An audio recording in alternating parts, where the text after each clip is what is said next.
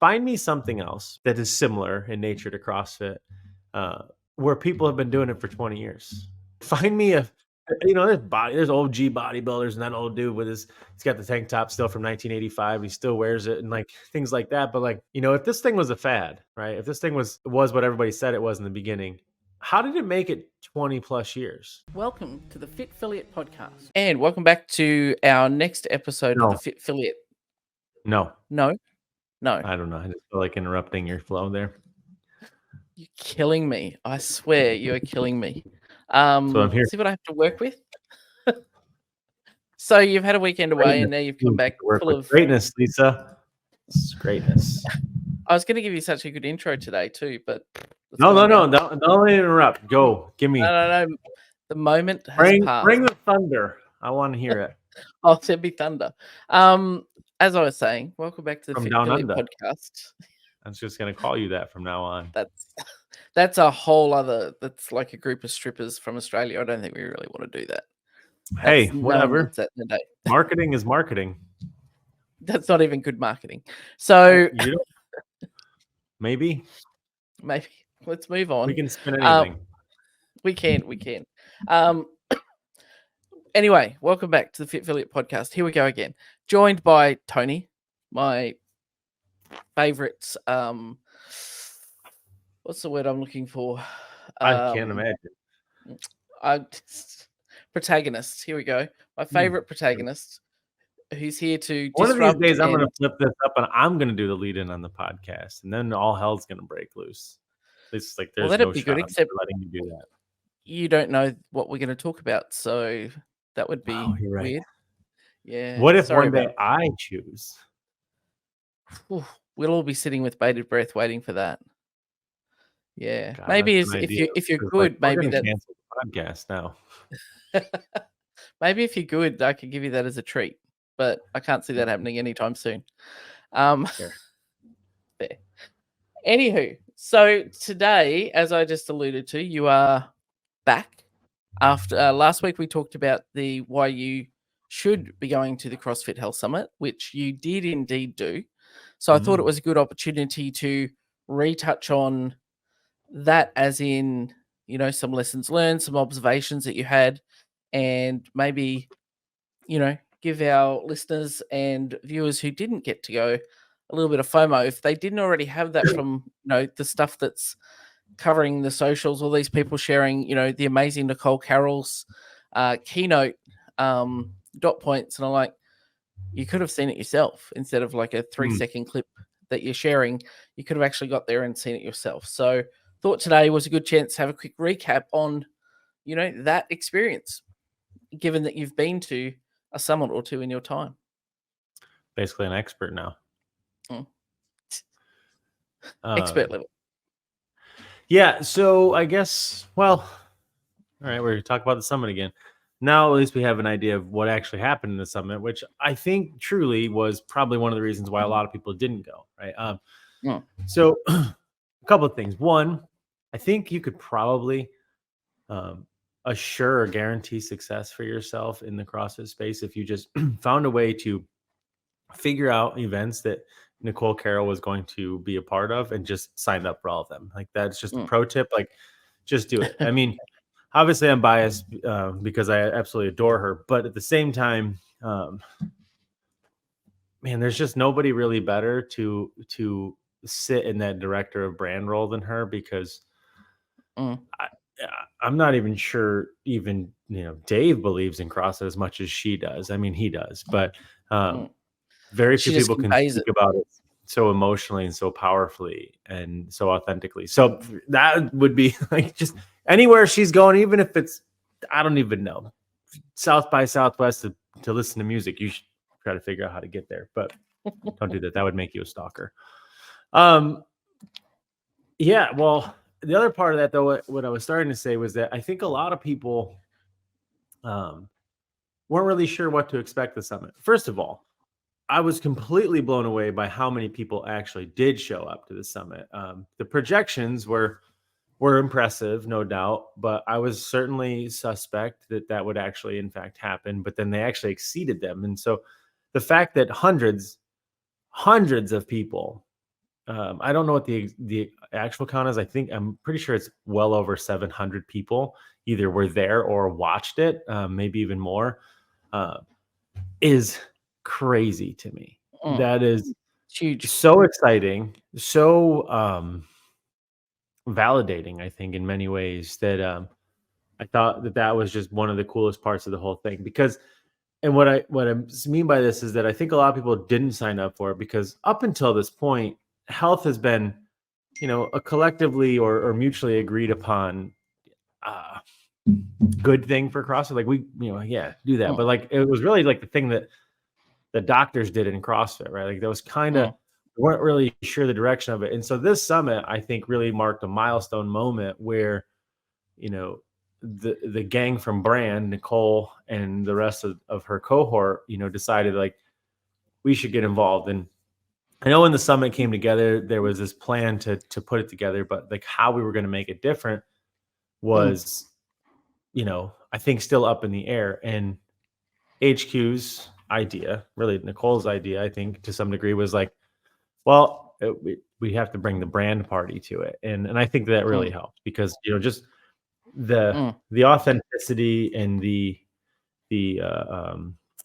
synergy, I guess. I hate that word, but like the synergy, I think, between them really helped to bring the average CrossFitter's attention to the health conversation. And I think that was cool. That was very cool to be a part of. And I suspect there will be many, many more like it, which will be super cool. And I think that that's really important that they saw that gap and bridged it rather than just leaving.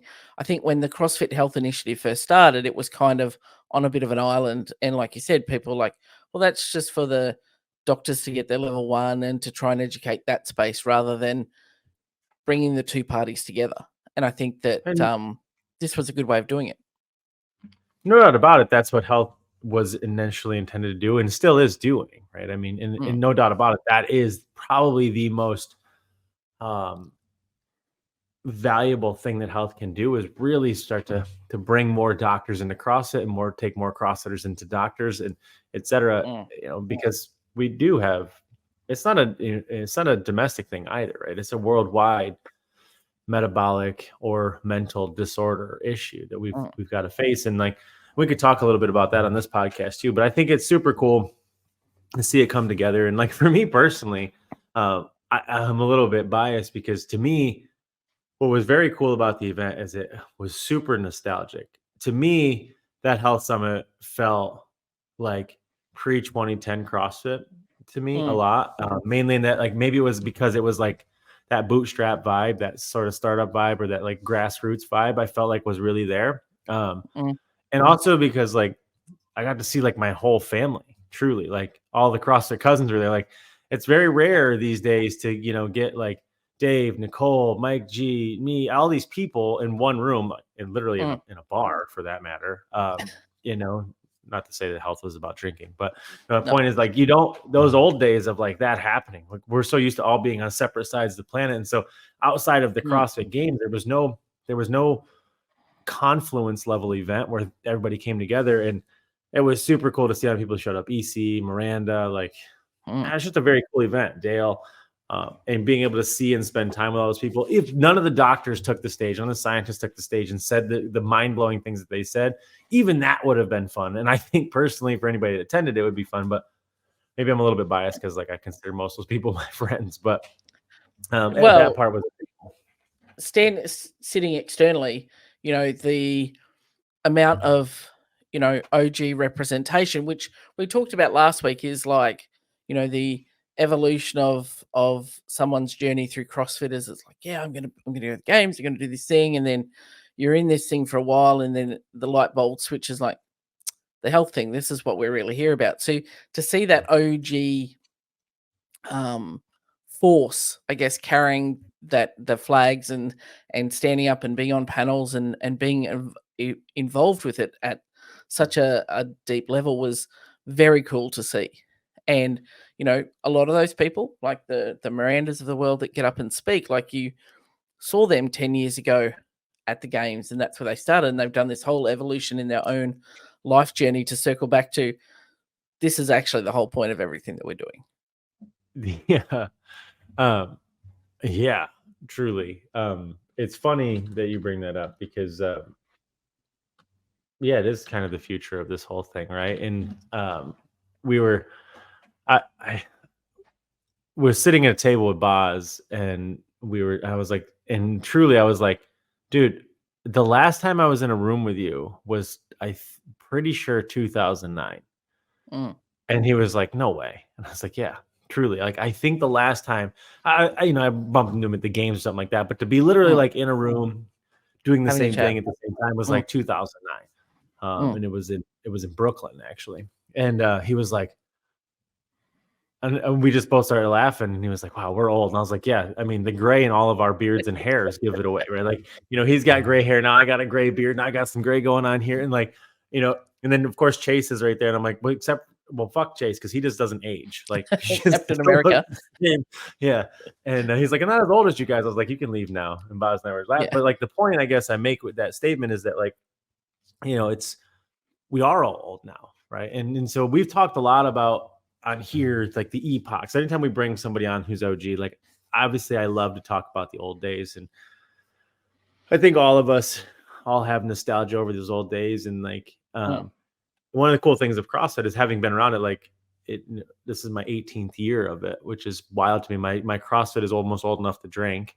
It's surreal, but we go through these eras, we go through these epochs, and like it's been very cool to be a part of those epochs. And like, Mm. no doubt about it, we're old now. Many of those pivotal, influential people, Mm. like Spieler, Boz, etc. Like we all got gray hair, right? Like Mm. and it's not to say that old people care about life more, but there's a thing that's happened for all of us is that we've all gotten old. We're all in our 40s at this point, which Mm. is you can redact that from the podcast. Um, we're all in our 40s, but we all seem to collectively have found ourselves in rooms of 20-year-olds Mm. doing 20-year-old things, not literally, and keeping up Mm. and doing fine, right? And like for some of us, that Just looks doing it like smarter. skiing, some of that looks like mountain biking, some of that looks like, still just being in the gym or, running a race or doing whatever this is. And like, Mm. there's a thing that seems to have happened that I think is made possible by the fact that so many of us, and this is what we were talking about this weekend, literally grew up in CrossFit. We all grew up with it. Mm. That's why I jokingly call everybody like CrossFit cousins, but like we all grew up together, Mm. and like, and that's a huge part of the foundational part of CrossFit is that like there are people who've got 20 years into this thing. And like Mm. there's people there's people who've been doing CrossFit longer than some people are old in the gym. Mm. That's Literally. wild, right?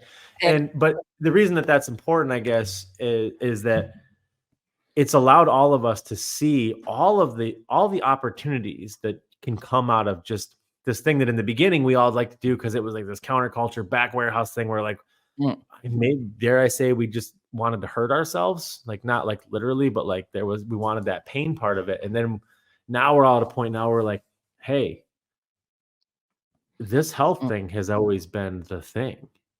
Mm. Shit. I mean, I don't think we would have learned it because the same reason we didn't learn it in 2010. Like we knew it. We were onto something. We realized like everybody in here is undeniably getting much better, but we're not really sure. And like this weekend, we got to hear a handful of scientists and doctors who were truly unbiased come on the stage and be like, no, no, no, no. We did the research. Mm. You guys are doing something totally different. And Mm. it's important that people start to notice it. And that Mm. was cool, and I think that only can happen through the age.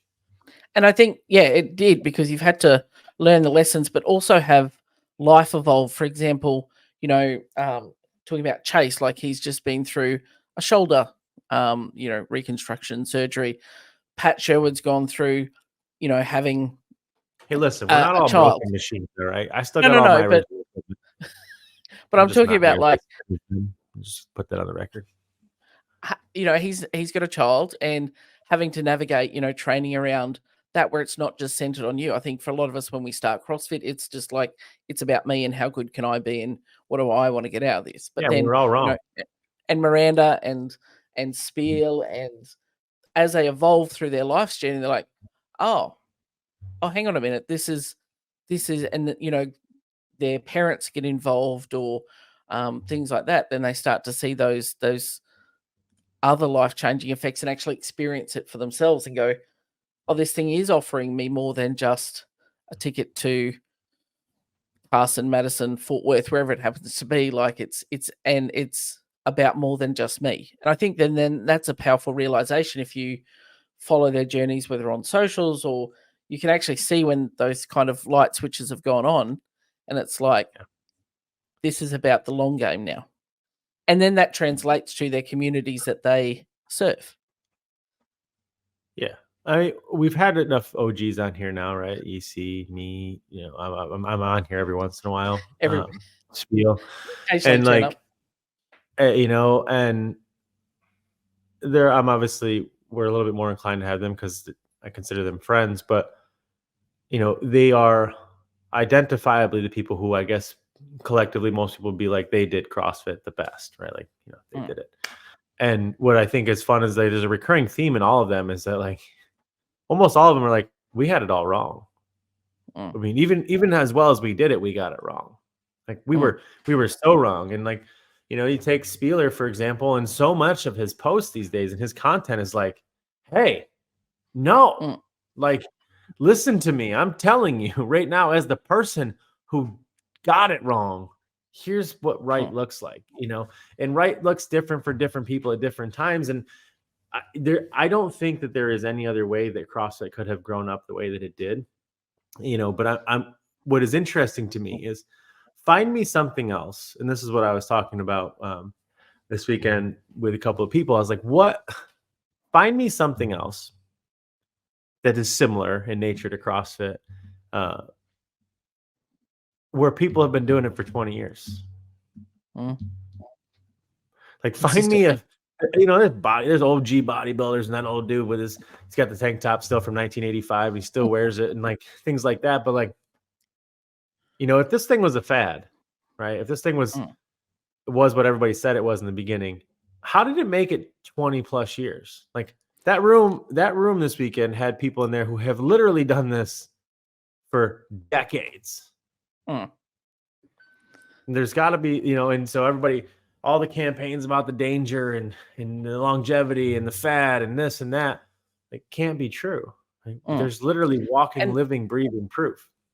And we've got people that, still, for example, if you talk about a Rich Froning, still at the pointy tip of the spear versus, people who were at the tip of the spear and evolved through to a different path through it, but still all doing, active CrossFit or, their version of what CrossFit is to them. And you definitely don't see that in particularly like some of those like heavy strength sports, powerlifting, strongman, bodybuilding, that take an incredible toll on the body. It has a very short lifespan. And those at the tip of the spear are only there for a blink in time.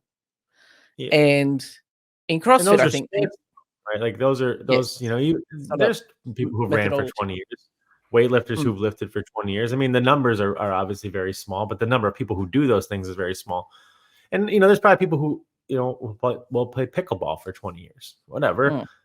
But find me a fitness methodology where, has been collectively defined and perjured to the rate at which CrossFit has, that people are still here 20 years into it, right? Like, I'm not going to name the names of other brands, but I think we can all agree that their staying power, if at all, will be only present because they live on the coattails of the staying power that is high intensity functional movements, right? Like, and that's all predicated by one company, one brand, one methodology, and that's CrossFit.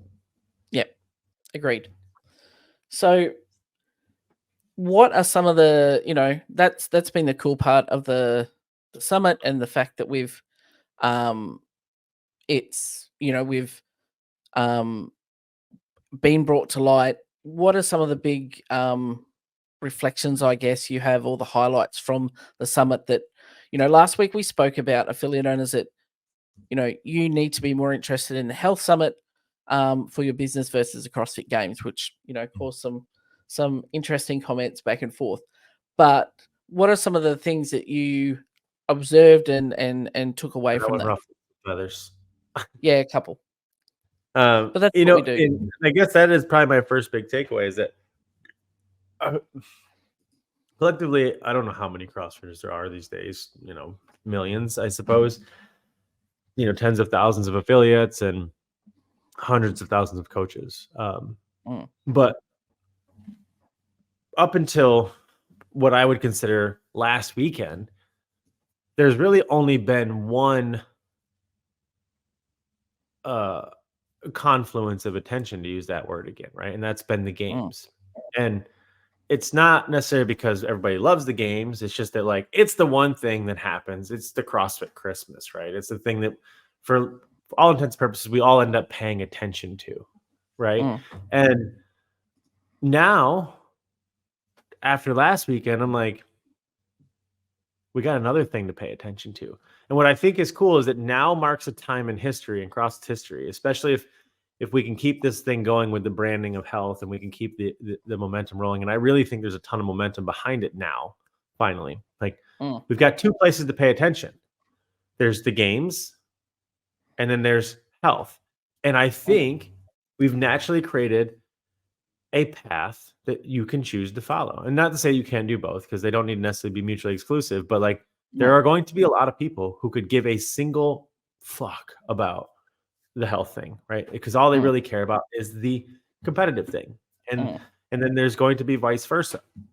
And I think now we have a place there, because without that health thing before, the people, who were like, hey, I'm in this for the health, I'm in this for the longevity, like, even they were like, okay, I guess I'll pay attention to the games. And not to say that they won't do that in the future, but it's like, hey, we're starting to like really talk about the difference between training and coaching at an actual attention behavioral type of level in terms of what you pay attention to in CrossFit. Like, where you spend, like, us here, it's like how you spend your time tells me how you're going to design your future, right? And so, like, if you intentionally are paying attention to health things, I know you will move in the direction of health-based activities and focuses. If you're intentionally spending time on the games, you will move in the direction of games type things. And like, that's very much training, and health is only, and we'll talk about how my life's work is vindicated after this weekend. Health is only possible through coaching, not training.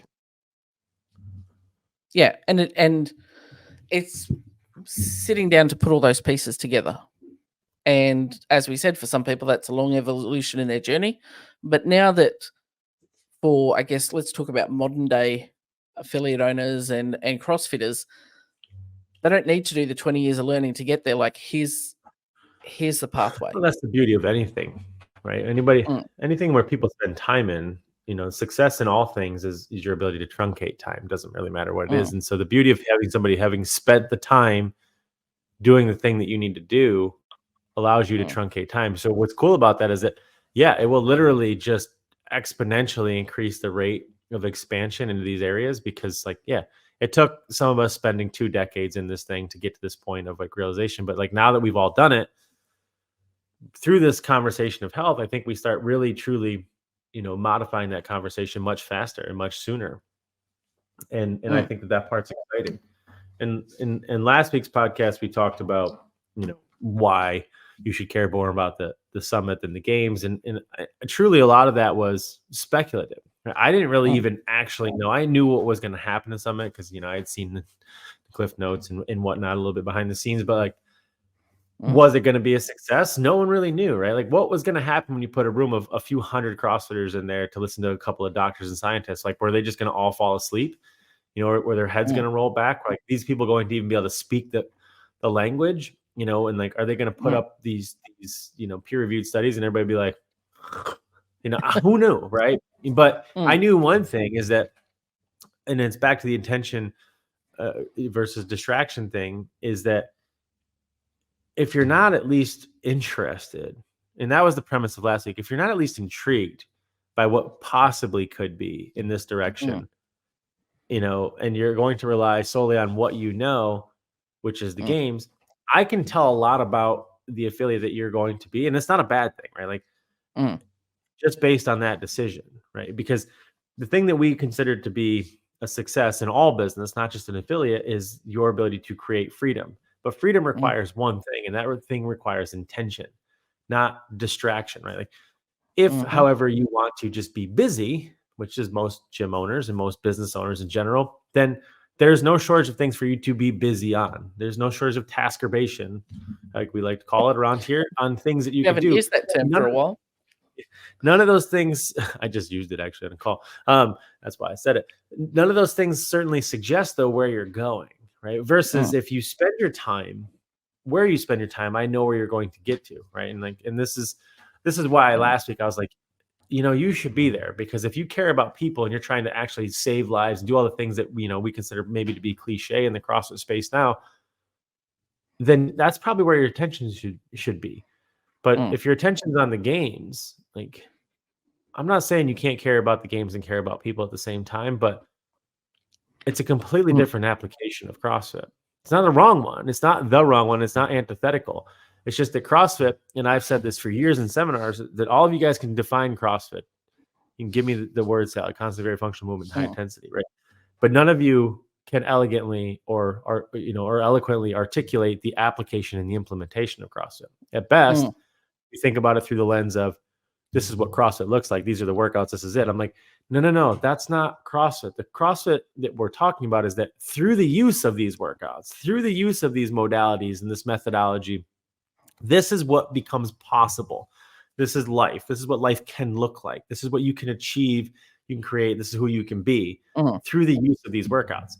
But most people only really see it for, these are the workouts. This is what I do, right? This is what workouts get you more workouts. And if you're good at those workouts, then you can go compete in workouts. Like, that wasn't really what it was meant to be. And I think that's why Greg originally was like, I'm going to burn this whole thing to the ground because you guys are all still distracted by it. But it's not, it wasn't the people's fault. It was just the only thing that we had to pay attention to. It was our thing. It was our Super Bowl. Like, we don't even have to like football, but we still watch the Super Bowl, right? Because it's where we all agree to direct our attention that one time a year. So I think Greg was like, what happens if I get rid of it? Then we might start paying attention to what actually matters. And people are like, you can't take my games from me. It's like, government trying to take football or something. They would literally burn the country to the ground.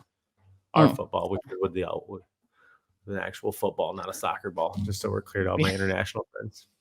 Or our football. But which, for the record, soccer makes way more sense as the name football. So you can call me anti-American if you want, because I don't even know how we decided to call football. Like, literally soccer, your foot touches the ball. I digress. But it is, and that's something that we talk about. And there's an actual sport, handball, though, would be confusing, but not the handball that we played at school with the tennis ball. If you're Australian, you'll get that reference. Anyway, moving back to the topic. Speaking of distraction, but we often talk about how it's very easy for affiliate owners to get lost in the multiple fires and things that are vying for their attention in the affiliate, whether it be, member A complaining about the ply of the toilet paper, member B complaining about the music, member C complaining about open gym or not open gym, or all the things. And we get bogged down in those things rather than as distraction, rather than things that are going to move us forward in traction, which are, what are our greater purpose? What's our why? What's our intention? And what are the things that I'm doing to make my legacy and achieve the freedoms that we speak about? So, having things like the Health Summit and, experience of people who maybe I didn't go to it, but maybe I'm listening to this and going, oh, well, now actually I wish I had gone, is like causing people to think deeper about, why are you in this? And how can I be more effective? If I'm here to save and change lives, well, how do I be more effective about that? Is that just the 3 weeks of the open? Is that my work is done? Is it, well, I got 10% of my members into the 25% cutoff for the quarterfinals. Like, is that me? And that might be your definition. That might be that I'm living my purpose, and that's cool. That's awesome. But for the majority of affiliates, it's more than that. Well, actually, no, you're wrong. For the majority of affiliates, it's not more than that. Truly. The vast majority of affiliates are 100% on the other side, like 85% of them. But I say it a lot, which is the absence of why, what will become wise, right? And humans are terribly simple creatures. We're not, despite the fact that we have a neocortex, we can overcomplicate things. At our core, we're really not that difficult. And one of the things that, we all seek is something to belong to, right? And that can look like different things. We don't have to get into that part of it, but like people need things to belong to. And so one of two things happens when thrust into a leadership role, right? Like you can be the person who gives somebody something to believe in, or you can go looking for something to believe in yourself and helps people follow you there. And the truth of the matter is that it's always safer to look externally for someone else's cause than to try to perpetuate your own, because inside that idea, this idea of bringing something to life, this compulsion of following and pursuing and creating a why and giving people something to follow, you could be wrong, right? You could be a failure. You could be a fraud. You could be, a cult leader. You could be all these things that are effectively societally agreed upon bad, right? Like we don't want those things, but we can look around and be like, what is something that I like that seems like a good idea? I want that to believe in, right? And so you see this all the time. And so what I mean by that statement is that the absence of why, what's become why. If you're not able to either A, understand your own why, or you're afraid to articulate your own why, or maybe even worse, you doubt your ability to bring that why to life, it's completely reasonable that you would look externally to somebody else to give you a why. And you see this in the affiliate landscape, right? Most affiliates do not either A, know what their why is, don't want to necessarily create a why because that's not why they even got into this thing, or lastly, they don't believe in their ability to perpetuate their why. So they look to HQ, they look to CrossFit Inc. or LLC, I guess at this point, to give them something to believe in. Give me something to believe in. And that thing up until now has really only been observably and identifiably the games, because HQ didn't give you anything else except for like some training here and some L1s. But there was nothing else to prove that you were part of the tribe except for the games. Like it was your only place to demonstrate that you are all in.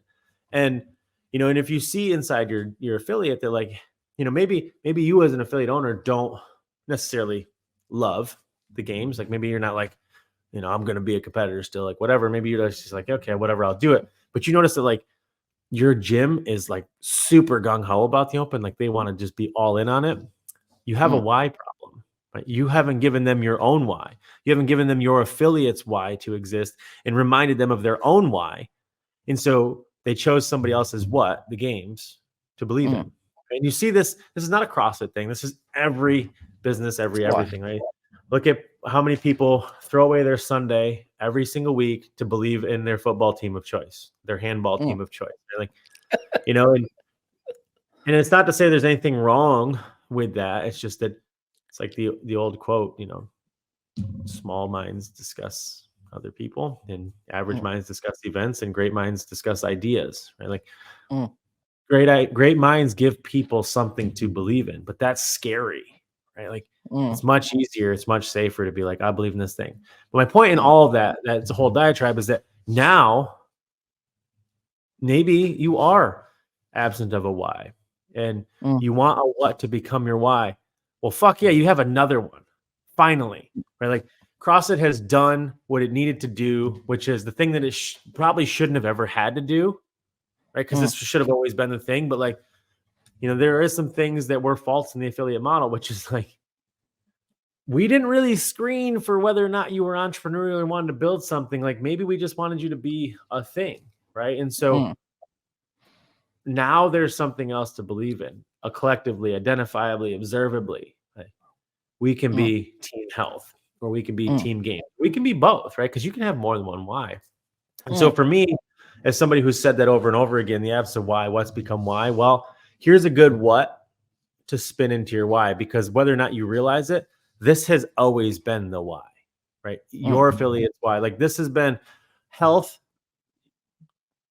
The future has always been that conversation. And now I think through a series of upcoming and forthcoming perpetual events off of that summit. Like there will be places and things to get involved in. No, there will not be a health open. There will not be a health games. Like, and if that's what you want, then we already know you are directed towards that why. But there will be plenty of places for you to go and learn and understand just how fucking amazing this thing that you guys do every single week and every single day, all day, is for so many people. Yeah. And how powerful it is. And I agree with what you say. You can have both. Like if, and if you can bridge the gap for your clients and saying, we're going to focus on the open and it's going to be awesome, but this is how it links into your why and your greater and how it's helping you in through life. And that this 3 weeks is not just live or die by, and that you suck as a human if you do badly. Like it's bridging that gap, but having that understanding of that deeper purpose really allows you to do that rather than dealing with the inevitable. I always lose members after the open because people get disenfranchised and they get disillusioned that they haven't improved since last year with all the work that they haven't done. Like by bridging that gap, you can, still have fun, build a great community, have great community events, but still be working towards that ultimate purpose. Well, truly, I think what we have is a line in the sand that one is training, one is coaching. And I think that you can compete very, very much and be very focused on the games and be very, very much a training affiliate. And health requires you to be a coaching affiliate, which I get it. Most of you guys all think you're a coaching affiliate, but where your attention goes probably tells me otherwise. What I think was cool about the weekend, though, so for one, obviously gets me so excited, my cheeks got flushed. I was laughing about that just now, but the reason it gets me so excited is that for 20 years we've believed in this thing, right? Like we know that if we can just get them in the door, they come out that other side observably better every single time. But truly, that's been anecdotal or maybe even worse pseudoscience, right? It's our experience and we know it to be true and like we're compelled by it. And so this weekend, which I thought was super cool, was to see unbiased doctors and scientists take that stage and present the actual science behind this thing that we all do automatically every single day, right? Like, and so there was everybody that spoke was an incredible human, and I would encourage you to go find them, tag them, follow them, and do whatever.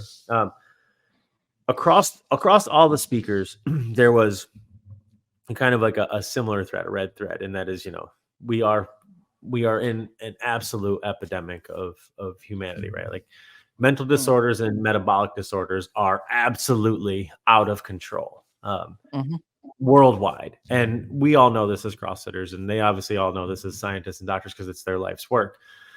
I think as the public goes, they might be oblivious to that. Like, I don't even know if they just necessarily notice how unhealthy we're all getting at a meteoric rate. But what was interesting about this is that all of them basically said the same thing. And obviously this would be a 17-hour podcast if I tried to put it all into words, but no matter what the metabolic or mental disorder that society is facing, there is appears to be at least collectively by the science, 3 known antidotes, like cures, call them what they are. Like, and those antidotes look like, truly, it looks like sugar, the removal of sugar, aka nutrition, but sugar is not necessarily, anyway, sugar being one, sugar and alcohol particularly. Remove those 2 things, seems to cure pretty much many things. The second thing was the evidence and the data is in. There is no replacement for intensity. Greg has been saying it for the longest time, right? Like there is no variable that is more important to the prediction of success than intensity. And it turns out that the science backs it.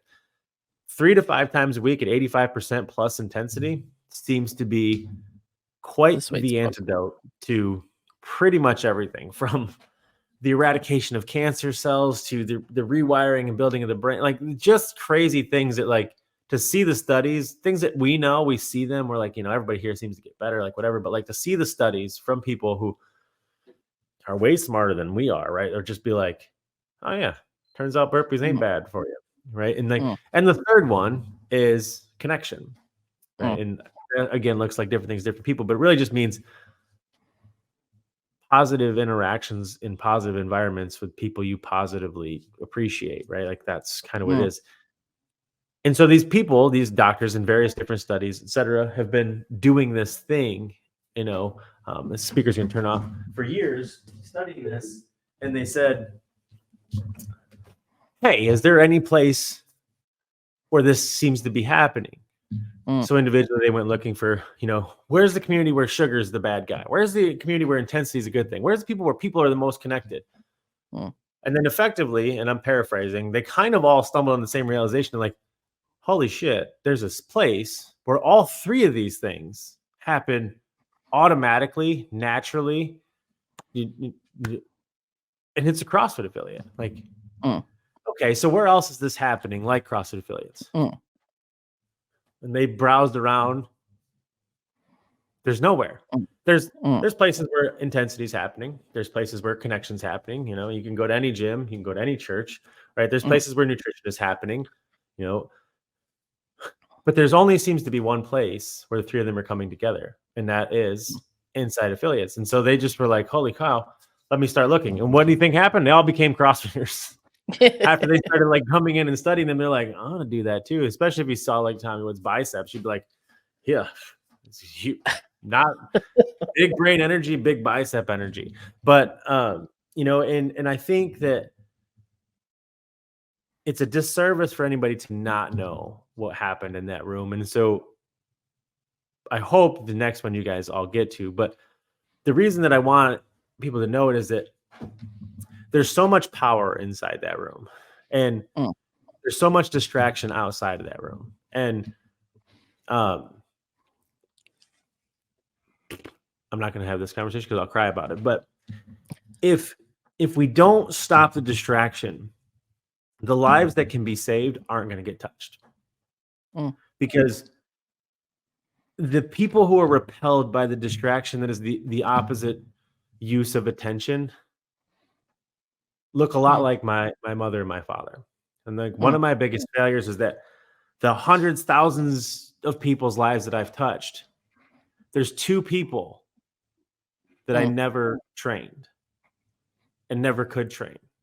And one of them died suddenly. And there's no, and the science is proven I could have saved his life. Was it my fault? No, but my point is that if I would have paid attention to the science and I would have had that data, it wouldn't have been about like, hey, come do the hard thing that your son likes to do. It would be, hey, look at this research. If you don't do this, you're going to die. And I didn't do that. And for me, I think that personally, that's why I've always cared about the health thing, is that I knew and that my mother's healthy, but I still always fault myself for not really ever being able to be there or have her be there. And those are the people that matter. The ones who they're not interested in the hard things and the weird subculture stuff I started doing in the early 2000s and like the crazy things. Like my mother loves to dismiss everything that I do. Like, I ran across the Grand Canyon and back. My mom was like, okay, honey, shoot me a message. She has no idea. Like nothing even registers to her because she just writes me off. It's her crazy son who just does crazy things. And she just, I suppose in some weird way, she's proud of me for doing it. But I think it's mostly due to like defense mechanisms. She's had to not pay attention to what I do because I have always driven her absolutely crazy. She'd be up all night realizing like how insane that endeavor was. But if I could have taken science to that conversation, it would have changed pretty much everything. And it took me years to get to this point. And that's why I'm saying like we were all wrong. All of us were wrong. And the answer out here is in the cliche, like we save lives, we protect families. And that's not pseudoscience. That's not anecdotal. The data is absolutely in. And another thing that I'd like to go on record saying is that my life's work is now vindicated because just want this on the record. One of the things, if not the thing, that makes CrossFit affiliates the solution is not just the intensity and the absence of sugar and the connection.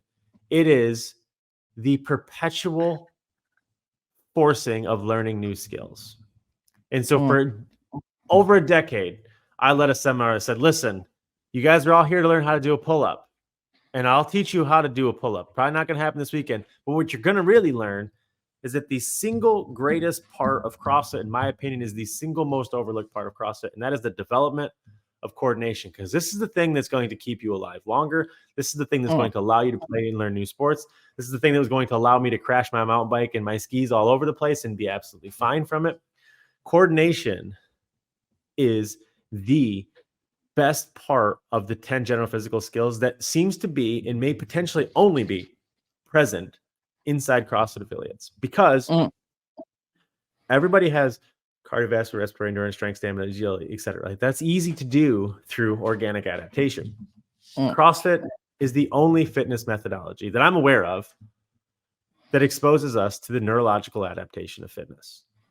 And so when Dr. Tommy was on the stage and he was talking about age-related cognitive decline and how, we write off the brain, et cetera, and how the brain is actually a muscle and it can be trained, it can be developed, and it actually responds the same way that the rest of muscles do: stimulus, adaptation, et cetera. The thing that appears to be the greatest aspect of CrossFit in terms of its ability to make an impact on the brain physiologically and for the long term is gymnastics. Not because gymnastics is cool, not because gymnastics is a sport, or nobody really cares about competing in the sport of gymnastics. It's that through the use of systematic and regular exposure to failure that only happens in the gymnastics part, a little bit with the barbell too, with snatches, but like only really happens through the use of the handstand walk, the bar muscle up, the muscle up, all these things that are literally quite anomalous to most CrossFitters. Like, I hate that thing. The thing that you are trying to avoid is the thing that is rewiring your brain, because I think I've talked about it here before. It takes failure to rewire the brain. You have to fail, and you have to do so regularly, more often than you do anything successfully. So that old adage of perfect practice makes perfect is wrong. And the point is that through the use of failing at your muscle up is how we start to rewire the brain. Because in his study, basically, it shows from about the time we finish college, our brain begins to go down. And that's because we stop learning and we just start applying old knowledge. We don't learn anything new. But CrossFitters have an exact reversal. Literally, it's a reversal in it. And that is because they're constantly learning new skills. That's what you're doing. Every class is something. Yeah. So my life's work is vindicated. I knew it. I've been saying it for years, but I was only saying it anecdotally. And I had read the books, but like to hear somebody be like, no, here's the actual studies. Fail those reps. Yep. And it's I was listening to Boz and Chase on a podcast recently talking about, the sense of achievement that you can get from taking the time to work on a skill to acquire it is far more valuable than just coming in and going, oh, I'm just doing that thing. It's so doing it instantly. Like, you have that sense of pride, and that, when we talk about the connection and people's sense of self-worth, when you have applied yourself and you have failed and learnt that it's okay to fail, and you keep applying diligently towards learning the new skill, and then you get it, you have that sense of pride. It's like, I put work into this, I made this happen. Like, I achieved something. And it doesn't matter whether it be the first time you do a burpee on the floor rather than on a box or a sandbag, or whether it is your first ring muscle up. Like, you've had to apply yourself to some level of progression to do that, and you get that secondary bonus of that pride and sense of self-worth in achievement, as well as the neurological benefits as well. Well, there's a behavioral and there's a physiological response to that. And it's one of the reasons why, CrossFit is, in fact, has the staying power that does, why it's kept people like me here for 2 decades, right? And that is that, that dopaminergic, that dopamine wave pool that does come from the accomplishment of something that is such a long struggle to accomplish and achieve. That muscle I've been working on for many months feels way better to you than the person who's just like, so I just do it like this. Yep. No, fuck me, right? I'll just piss off now. It took me 6 years to do that, right? That does matter, right? And that, and Chris Palmer talked about this, especially as it applies to helping people overcome massive mental disorders, schizophrenia or addiction or things of that nature. And it cannot be overlooked the value of what we're teaching people inside a CrossFit class. And the thing that we're teaching them is how to have agency and gratitude over their life, because most of these mental disorders are particularly, especially addiction is 100% a disorder of a lack of agency and gratitude, right? It is completely isolation and subordination. And we're only able to do that through the use of skill development, right? Like for somebody who has effectively considered themselves a marginalized citizen who has been thought or forgotten about and cast aside, et cetera, and they have now essentially turned to a life of self-medication. The easiest way to reverse that is to show them that, hey, you matter, and hey, you can do this thing, right? Like in showing them that they can believe in themselves is one of the best things about it. And then on top of that, while that's happening behaviorally and they're like, this feels good, physiologically, they're changing. Their brains are rewiring. They're healing from, years of whatever it is that they were doing. And all this stuff was backed by, the research and studies. And it was very cool to hear all those things because we know them all to be true. We know the power of it. But, when it comes time to sit down with a new person, we open our mouth and we vomit burpees out on them, right? Like, and we have a hard time speaking about the thing that we know and we love and we believe in. And a lot of that is because I don't think that we truly understand just how impactful this thing is, because we just do it.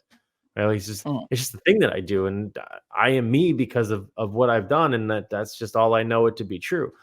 Versus, being able to sit in that room and hear the studies and be like, oh yeah, that actually makes a lot of sense. I mean, I see it every single day. Now you put it that way, I've watched this study happen over and over and over again, and it allows affiliate owners and coaches and people who need to communicate with the general public, because they're the ones who need this, right? They're the people like my family who need to be saved. That this allows you to have better conversations with them, because it's not just about this thing that you love or you feel insecure about because you're like, it's my thing, so I feel bad about it. Being armed with the data and the science lets it be bigger than you. And I think that'll be very helpful to many people to be like, I don't want to sit down and talk about how great my training program is. I'm going to sit down and talk about what this research says about how you should be training. And it just so happens that's what we do here, right? Like that changes the way you do it, but it starts with learning how to communicate about it. And so I think having a new what to pay attention to, which is CrossFit Health, it will give people a new why. And I think through the tools and the data and the science, it will help them speak about it. But I also think that it's probably my duty as well, as much as many other people, to help everybody understand how to package this into effective conversations that can save and change lives, because that will likely be my swan song to the world, is, how to take the thing that we know and love, but now with proof that this literally saves lives. It's not just our anecdotal belief in this thing because we're a cult. Like our cult literally is changing lives. In the science. And I think the beauty of the speakers that were at the Health Summit is, their ability to put this in terms that, like you said, no one's nodding off to a peer-reviewed study, like that CrossFitters and coaches and affiliate owners can understand and then use those same words to communicate to others as well. Oh, listen, no, not really. They were definitely using big words, talking about some big things. But the thing is that it clicked, because you're looking at the data on the screen, you were looking at these presentations, and you were like, it was a different type of person in that room, right? Hundreds of people went to the summit or logged into the summit to watch it, but they represent a small fraction of the people. I think if you were to put the people who are paying attention to the games in that room, they would have fallen asleep. And it doesn't make them a bad person. It just means that their attention is on something completely different for completely different reasons that are absolutely fine. There's nothing wrong with it. But if you care and you want to save lives and you want to really truly make an impact, and listen, it might sound bad, but some affiliates don't want to do that, and that's okay. Right? Like, I think they do want to do that, but they think they're going to do that through like sending somebody to the games, right? Or having more people compete in the open. And there's nothing wrong with that.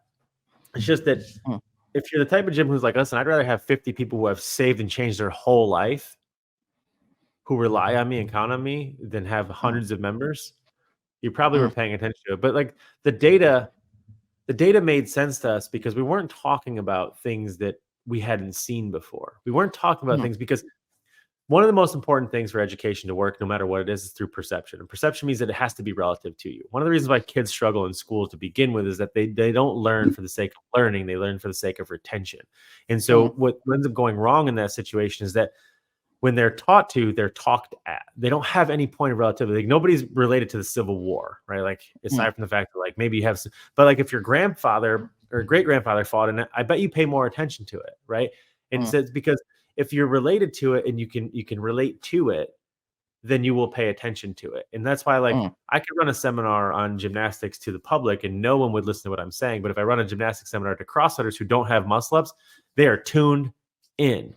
And in this room, this data was tuned into them because it's what they see and they do every single day. But now the data was using, the science and the words, et cetera, to make it make sense for them. And so that's why it clicked. It wasn't that like these people, because listen, they are smart.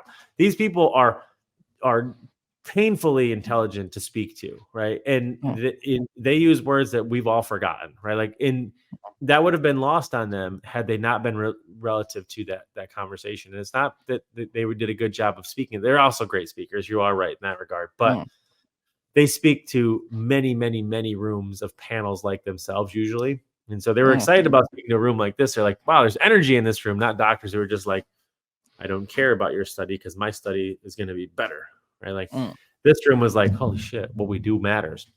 And so that's a perception thing. And I think the perception was high because you paid money to be there. You were interested in it. And so they were attentive. But I will say at the back end of it, everybody was fired up and they're not sure they know what to do with it. And that was the whole point of building that webinar, was teaching them, listen, here's what to do with what you learned this weekend. So on that note, we will be having several of the speakers as guests on the podcast to, dig more into these things, because clearly it's something that we're very passionate about. And we do have our upcoming webinar, which will help you bridge that gap between, what you're currently doing and selling that purpose of your why and communicating that, as well as in this deeper context of, is what you're doing helping you build a life? Not only for yourself, but for your members, your staff, your team, everything. So that's an important shift. It's just a practical application and a continuation of this conversation, I think. It's a lot of Asians in there. A lot of Asians. So good chat this morning. Thank you for your insights in the Health Summit. If you're listening to this and you didn't go, hopefully you've got a decent dose of FOMO right now and you go and start looking into this. As always, Tony does love a chat. So please reach out if you want to talk some more about this, or you feel like you're missing a gap in this. Book a consult. We are happy to chat with you.